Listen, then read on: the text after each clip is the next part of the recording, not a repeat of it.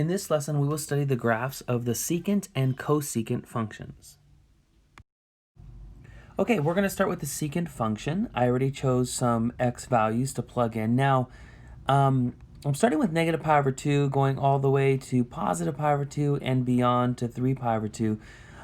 Just one thing to keep in mind, that the secant function, you'll remember that it is undefined at any odd multiple of pi over 2. So right here, this is an odd multiple of pi over 2, so it's going to be undefined here, which means there will be a vertical asymptote here. Pi over 2 is an odd multiple of pi over 2, so there'll be another vertical asymptote here. It'll be undefined. And again, at 3 pi over 2, undefined, a vertical asymptote there as well. All right, so I went ahead and evaluated my secant function at each one of these input values here. And now I'm ready to plot.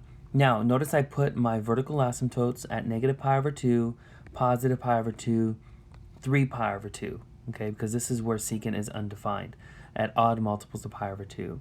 Now, you should see that the function goes right through 0, 1. So it goes through 0, 1 right here. And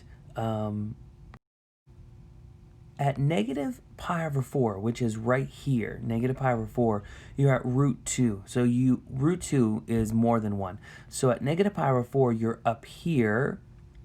At positive pi over 4, which is right here, you're also up here. In other words, this branch here is going upwards on both ends, and we know that the graphs of functions get infinitely close to vertical asymptotes. And so it has no choice but to be going up like that. Now, because that's the nature of the branch there cannot be another branch down here that would fail the vertical line test. So for this branch, this is all we have, all right?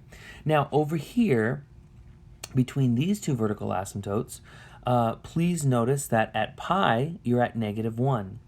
Pi, you're at negative 1. That's what this is, folks. This is pi. Right between pi over 2 and 3 pi over 2 is pi. You're at negative 1. Now, at 3 pi over 4, which is here, 3 pi over 4, 3 pi over 4 is here, excuse me. You're at negative root 2, so you are down here at 3 pi over 4, negative root 2. And let's see, that would mean that this is going downward like this, and the same on this side. Okay, so this is the graph of the secant function. It includes or covers two different branches. You have an upward opening branch, you have a downward opening branch. The same is going to be true for cosecant. Of course, things will be a little different, but you're going to have an upward opening branch and a downward opening branch. For secant, please remember that this opening branch here is between the two vertical asymptotes, negative pi over 2 and positive pi over 2, and this downward opening branch is between pi over 2 and 3 pi over 2. Matter of fact, let's write some observations. Let's make a list of, I guess, the properties or characteristics of the graph of the secant function. All right, you should remember that the domain for the secant function is, well, I'll write it in set builder notation, the set of all x such that x is not an odd multiple of pi over 2. And of course, that's how we write that in set builder notation. You know what I forgot though? You know what? Let me see if I can squeeze this a little bit in here. I forgot to close the brace. See if I can fit that in. Okay, got it. So the set of all x such that x is not an odd multiple of pi over 2. That's the domain. Now the range, you'll remember that the range is anything less than or equal to negative 1, union anything greater than or equal to positive 1. And you can look at the picture to confirm all of this as well. Now, this function is discontinuous at x values that are equal to any odd multiple of pi over 2. All right? So at any x value that is an odd multiple of pi over 2, the function is discontinuous at these locations. In other words, your vertical asymptotes have equations that are of this form, right? All of your vertical asymptotes are at the odd multiples of pi over 2. Notice that the graph never touches the x-axis, so there are no x-intercepts. Notice that the period is 2 pi. How do we know that? Well, look at, you get one complete upward opening branch and one complete downward opening branch from negative pi over 2 to 3 pi over 2. And that distance here from negative pi over 2 to 3 pi over 2 is 2 pi. There is no maximum, there is no minimum, because these graphs go infinitely high and infinitely low. This graph is symmetric with respect to the y-axis. I forgot the x here. Okay, so it's there. The graph is being mirrored across the y-axis, and you can see that clearly with this branch here. This part of the branch is mirrored across the y-axis over here, okay? So that means it's an even function, which of course means that secant of negative x is equal to secant of x. That is to say, if you negate your input, you get the same output, okay? It doesn't change your output. Now, you're going to want to remember that secant is an even function just like its reciprocal, cosine. The reciprocal of secant is cosine, and cosine happens to be even as well. So cosine is even, and its reciprocal, the secant function, is also even. All right, let's get the cosecant function up here and its graph. You'll remember that the cosecant function is undefined at any multiple of pi. So therefore, here it will be undefined. Here it'll be undefined, and here it'll be undefined. In other words, those are the locations of the vertical asymptotes. All right, we went ahead and evaluated the cosecant function at some input values, and now we're ready to graph. All right, you'll see that I drew my vertical asymptotes at every multiple of pi. Now, let's go ahead and plot this point. At pi over 2, you're at 1. This is pi over 2, so you're up here at 1. Let's draw that. And at pi over 6, which is over here, at pi over 6, you're up at 2, so you're up here, which leads us to believe that the branch here is opening upward. All right, that's super helpful. Now, at 3 pi over 2, which is over here, you are down at negative 1. And you're probably going to expect for this piece here, this branch to be opening downward, and you'd be right. That is correct. So here you have from 0 to 2 pi, you have one complete upward opening branch and one downward opening branch. All right, you'll recall that the domain for the cosecant function is the set of all x such that x is not a multiple of pi. All right?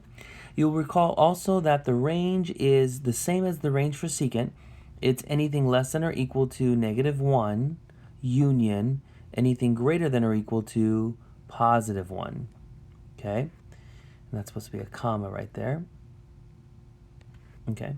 Discontinuous at x values that are of the form n pi. So this function is discontinuous in any multiple of pi. That means there are vertical asymptotes located at every multiple of pi. Just like secant, its cofunction, there are no x-intercepts. And just like secant, notice that the period is 2 pi. From 0 to 2 pi, you have one complete upward branch and one complete downward opening branch, so the period is 2 pi. Please notice at this point that the period for sine, cosine, secant, and cosecant are all 2 pi. The period for tangent and cotangent is pi. Again, there is no maximum or minimum because these branches are rising increasingly and indefinitely, and also decreasing indefinitely. This function is symmetric with respect to the origin, which means it's an odd function. So cosecant of negative x is equal to negative cosecant of x. If you negate the input, you'll negate the output. All right, the first graph that we are going to graph is y is equal to 2 times secant of 1/2 x. Now, to get us started here, what we're going to do is use its reciprocal function as a guide. So because this is the secant function, its reciprocal is cosine. So what I'm going to do is I'm going to focus on graphing y equal to 2 times cosine of 1/2 x. I'm going to have that to graph, and then I will use it as a guide to get the final answer of secant. All right? All right, let's go.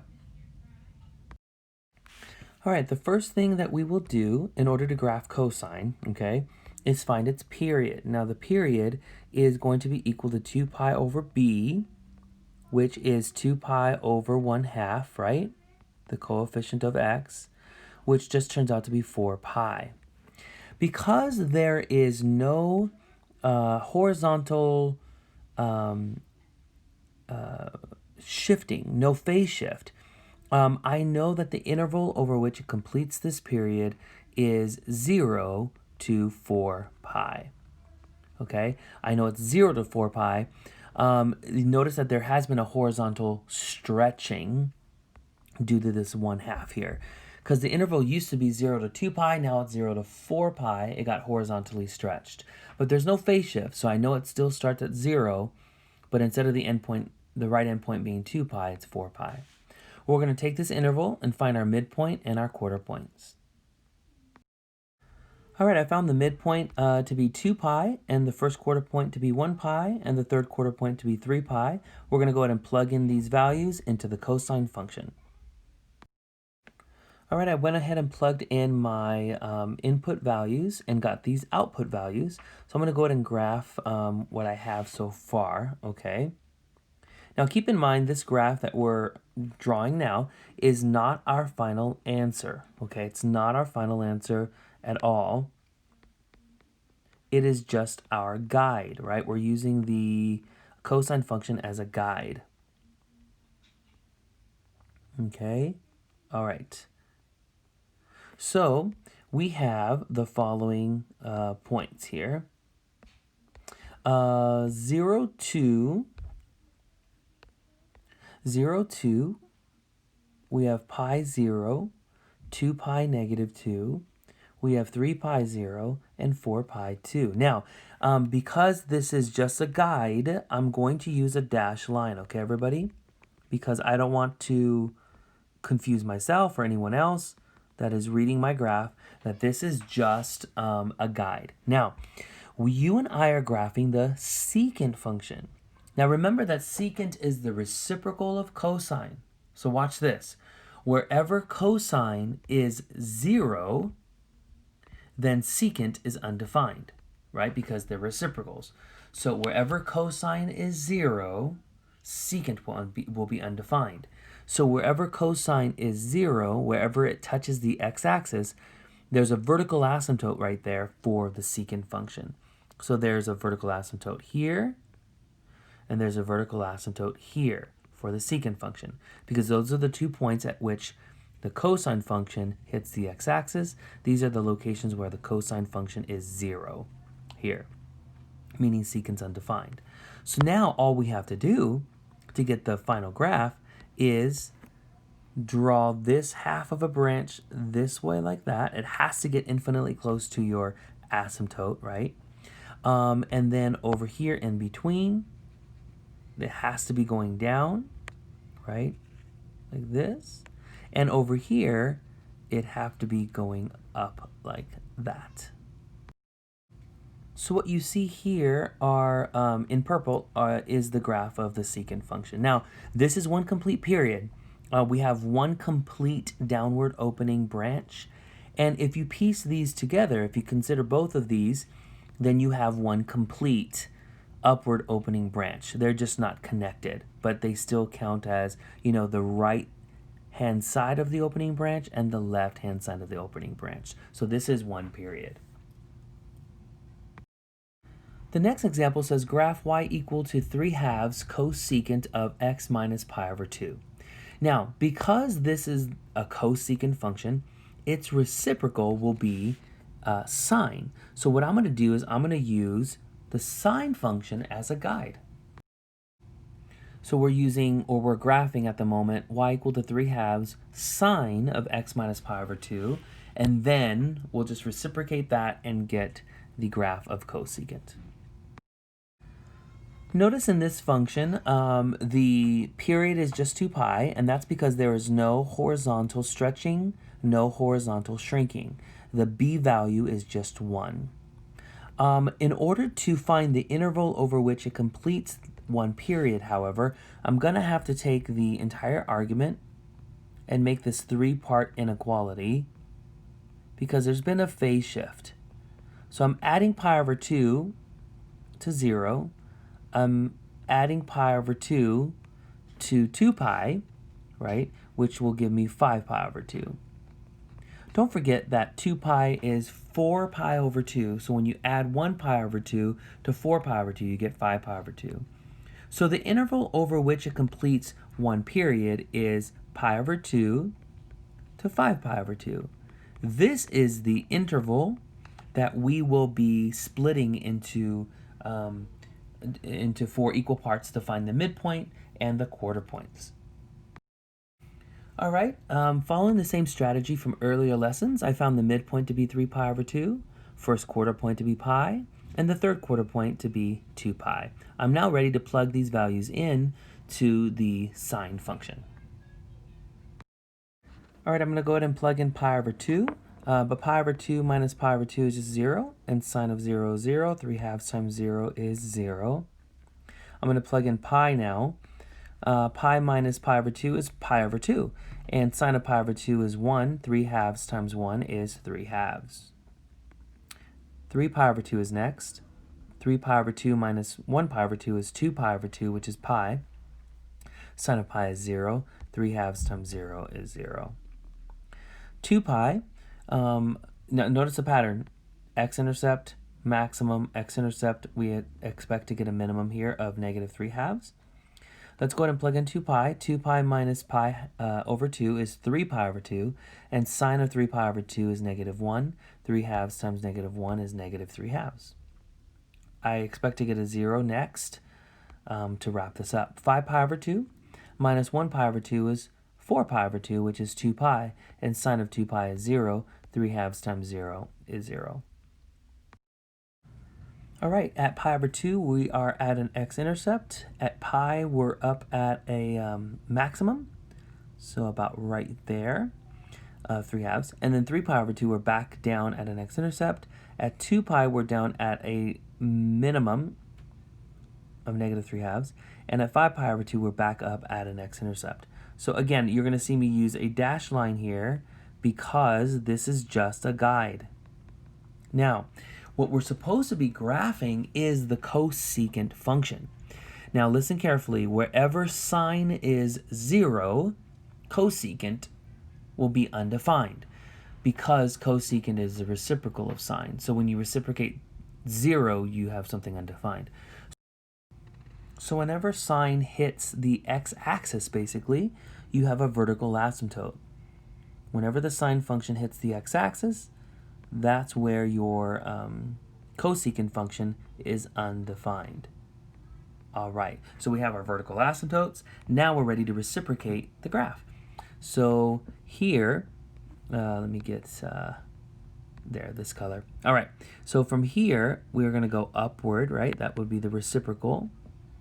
And over here, we're going to go downward toward the vertical asymptotes, all right? So this is one complete period for this function, which is the cosecant function, okay? You have a complete upward opening branch and a complete downward opening branch.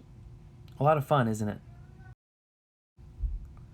All right, folks, this is the end of this lesson. I know it was relatively short, but I think it was kind of short because we're using the graphs of sine and cosine to get the graphs of cosecant and secant. So as long as you're comfortable with sine and cosine, which we already studied in an earlier lesson, then you should be fine finding secant and cosecant, all right? All right, good work, good job. This completes this chapter for us, chapter 4. So I hope you learned a lot. I hope it was a lot of fun for you. I'll catch you later.